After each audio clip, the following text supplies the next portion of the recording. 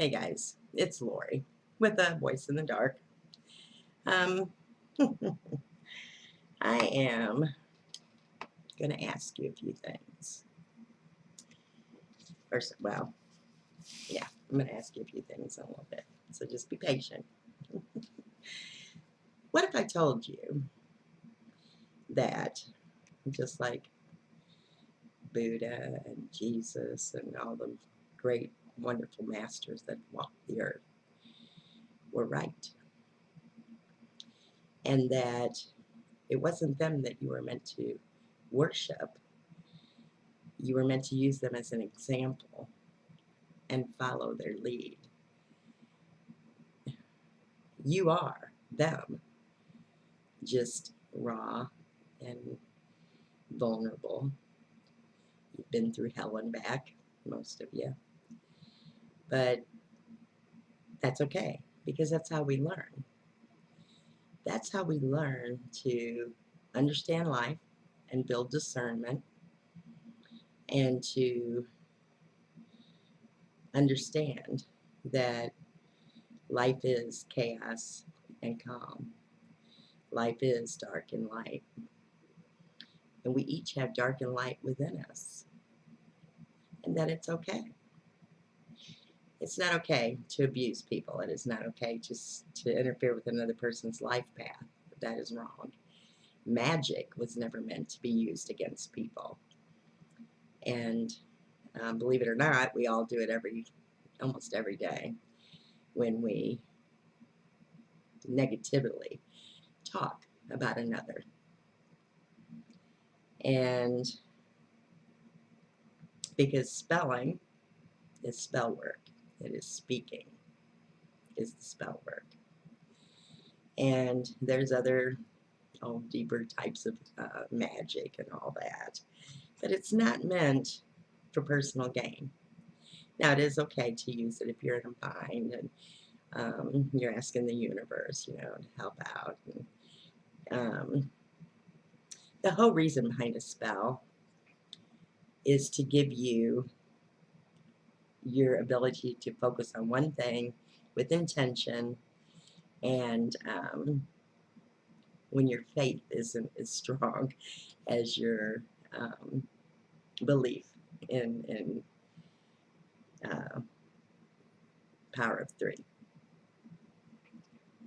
That's why we always say the spell 3 times, the power of 3. However, I don't know how I got off on spells, but what I was going to say is you'll get to a point eventually where you don't even need those. You are a spark of divine light, divine source, which means that you are equal. You are a God. You are equal to Jesus or any of the masters. You just haven't touched into it yet. So tap in. The biggest thing I want to express to you is that we all make stupid mistakes. We all do dumb shit. And some of us do it far worse than others, and some of us get a clue and try to stop it or learn from it. And once you learn from it, you stop doing it. But the thing is that forgiveness is the first thing on anyone's spiritual mind that is already enlightened. That's how you get to heaven. And heaven isn't out there. It's in here. So you are that divine spark. There are other beings on the planet, angels, that are different. They're of the light, but they don't have the divine spark like we do. The highest ranking angels do. So that means the universe has been created by Source to give us whatever we want. It is meant to fold in and recreate itself to our liking. And that's how God experiences himself even more expansively. is through each of us, those sparks of his essence, her essence. So forgive yourself. And we are in a whole new world. And all you simply have to do is have that ounce of faith of a mustard seed that says, I just filled up my tank on $30. And guess what? It was full. Any other time, it'd be only like 2/3. It's full. I said, you know what? God just filled my tank up. That's how I'm going to look at it. And it was full. I looked at my checking account and said, God's going to fill my checking account up. It's being filled now. That's what you can do. That's what we can all do. That's what Jesus meant by, and I've really been racking my brains over this last few months. I've been driving the universe nuts over it. But Jesus said, let the rulers do what they want. You don't need them. You can do this. And that's exactly what he meant. You don't have to rely on their systems. You can just say, I want this. And God gives me this. It's that simple. And once you get there, it is that simple. And it's really kind of cool. I'm really having a blast with it today because this is my first day of woo-woo-woo. Really enjoying it, what it means. So, get to forgiving yourself. And dare to ask yourself, or ask the angels, they're there to help. Could that be? Could I really be that kind of, importance to God? That I'm a spark of divine, majesty. You are. So I ask, don't be afraid. Don't be afraid to look in that mirror and forgive yourself and say, you know what, you damn fool, whoever you are. That's what I did. I looked in the mirror and went, look, you damn fool. You chose to have fun. You chose to walk in waters where God said no. And you thought about it for a split second, thought about the, and you did it anyway. And then, as you're drowning, God's going, I'm going to let her stew just a couple more seconds. But what I want to try to tell you is, God loves us no matter what we've done because he expected you to do it. Well, not all of it, but he expected you to do most of it. And isn't surprised usually when you've done something and you really beat it to the ground.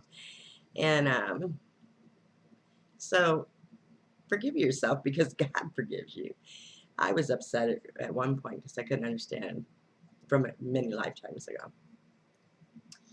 I couldn't understand why God forgave me, but he did. And it took me a long time to forgive myself. Now, many lifetimes. We have many lifetimes here. We've had many lifetimes here. And we've done a lot. So find a good hypnotherapist or a hypnoregression and therapist that knows how to do regression work and not afraid of aliens or past lives or whatever, because they are real. It's part of your memories. And if there's something that's been stewed and overlooked, you really want to just take a look at it, sit in it, and let it go. And when you do it under hypnosis, it's like being a third person. It's an observer.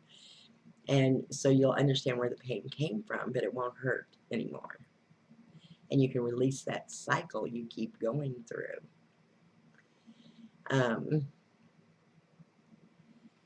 What else? The divine spark.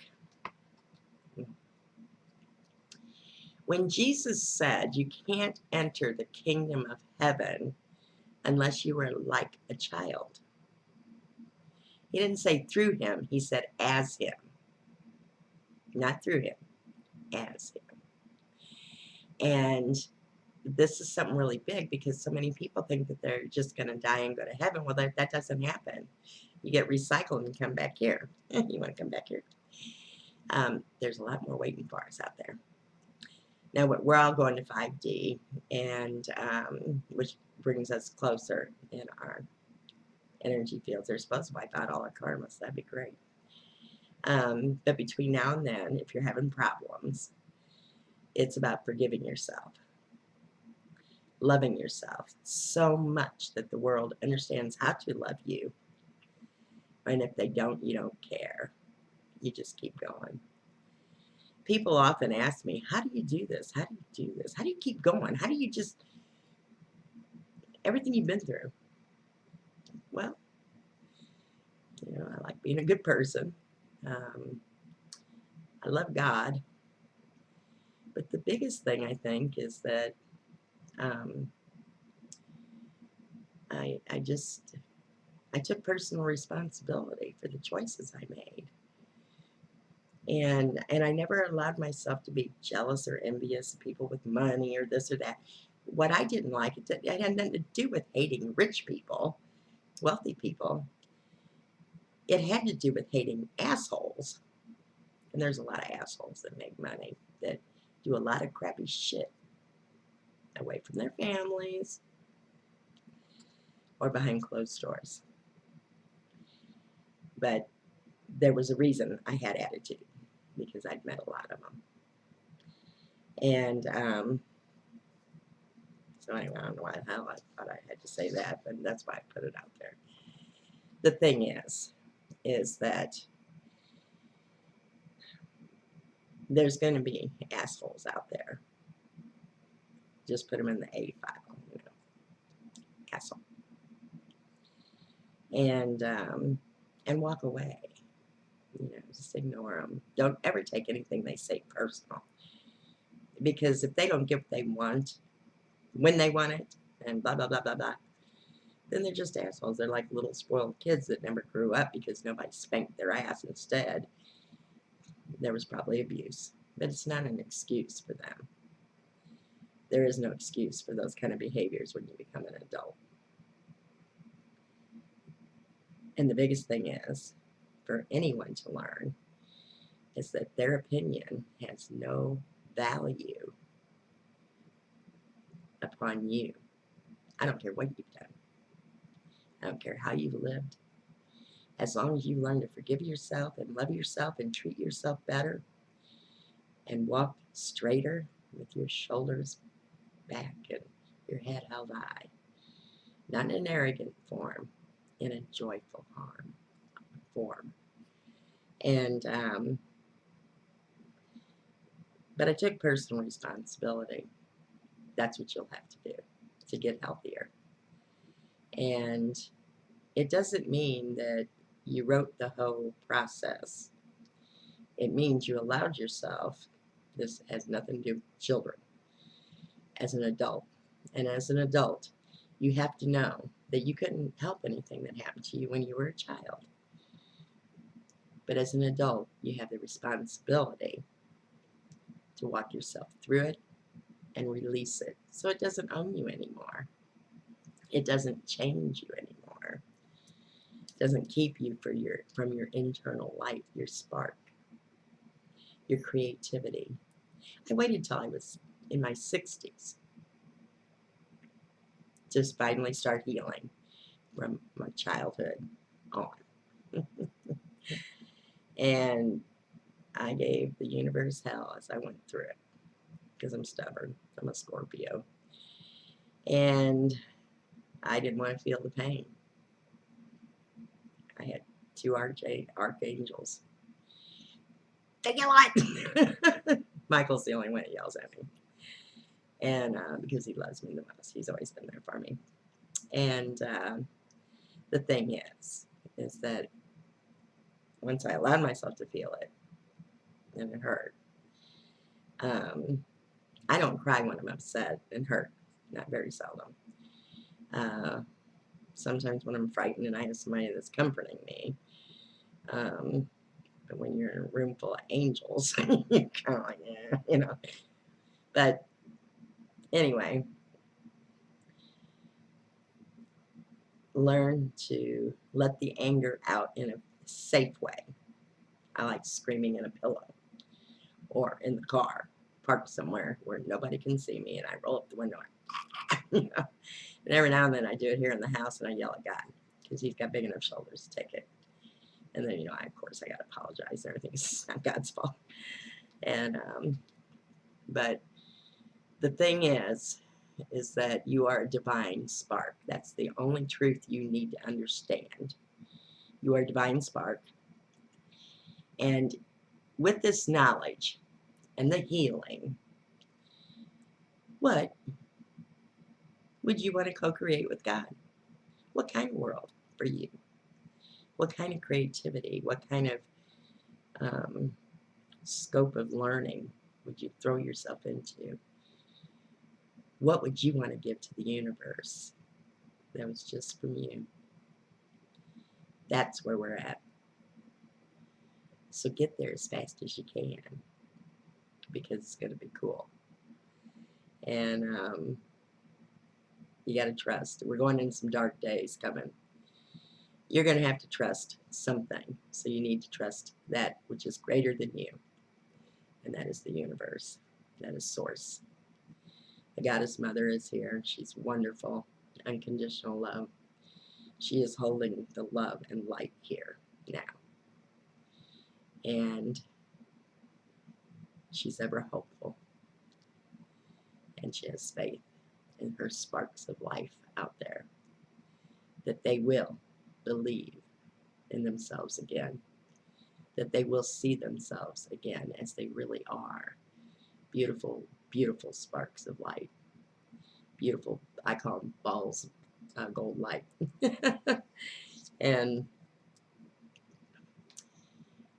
what do you want to co-create with God?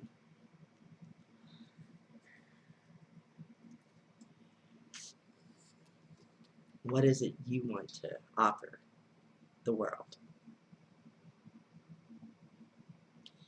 I want to offer a safe haven for like minds and just different minds to be able to come together and talk in a peaceful way and learn about each other and maybe come up with new ideas for things. That's what I want to do.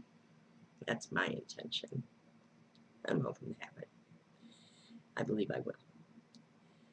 And that's where I hope all of you get to, the point where I'm at right now, where I'm beginning to believe and have faith in creating something new in the world, just for me, for the world, not just for me.